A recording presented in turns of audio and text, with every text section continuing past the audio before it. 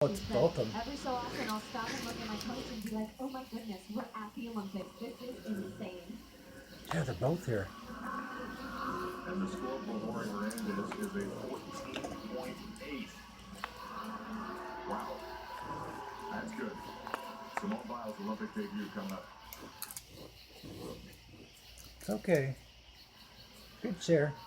The time is now for Simone Biles. She's never crumbled under any type of pressure. She hasn't been unbeatable, but she's been the greatest of all time. And I mentioned Mary Lou Retton and not for Lucan. And here's why. This is a bouncy floor, Okay. and she's going to make the most of it. If you have not seen Simone Biles yet, sit back, relax, and enjoy, because this is phenomenal. She has her own move named after herself. It'll be the second tumbling run. Good thing it's good you put them that far out there.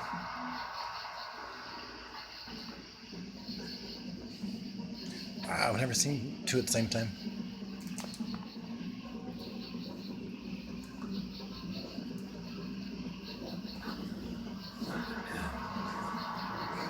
Don't get too... Hey, calm down.